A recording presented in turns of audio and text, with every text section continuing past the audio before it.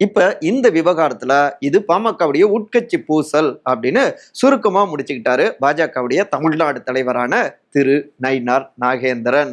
இதுவே நிறைய கேள்விகளை உருவாக்குதுங்க. இன்னொரு பக்கம் இது ஒரு சின்ன பிரச்சனை தான், பெரிய பிரச்சனைலாம் இல்லை அப்படின்னு அவரும் சுருக்கமா முடிச்சிருக்காரு. அன்புமணி அவர்களோடு கூட இருக்கக்கூடிய முக்கியமானவரான திரு வடிவேல் ராவணன்.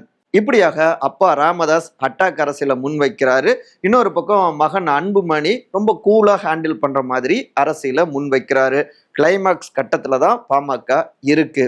ஆனா பாருங்க, எந்த மக்களுக்காக, வன்னியர் மக்களுக்காக, குறிப்பா பாட்டாளி சொந்தங்களுக்காக இந்த கட்சியை நாங்க தொடங்கணும், இந்த கட்சியை நாங்க வழி நடத்தணும். இன்னும் சொல்ல போனா அந்த மக்களால தான் தொடர்ந்து ஒரு 5% வாக்குகளையும் பாமக பெற்று வருகிறது.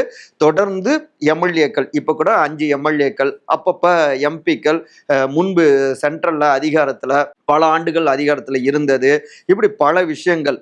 எந்த மக்கள் இவர்களை அரியணையில அமர்த்தினாங்களோ பதவியில, ஆனா அந்த மக்களுடைய கோரிக்கைகளை, பாட்டாளி சொந்தங்களுடைய கோரிக்கைகளை இன்னைக்கு பின்னாடி தள்ளிட்டு இவங்க 2 பேருமே யாருக்கு பாமக நாற்காலி அப்படின்னு அடிச்சுக்கிட்டு இருக்காங்க. இப்ப தேர்தல் நெருங்குற நேரத்துல எது சம்பந்தமா பேசணும்?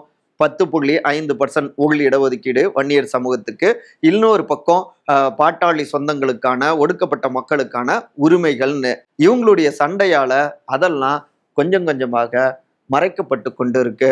இப்ப ஏனைய பெரிய கட்சிகள் அந்த கோரிக்கைகளையும் கூட ரொம்ப சாதாரணமா தான் இவங்க பார்ப்பாங்க.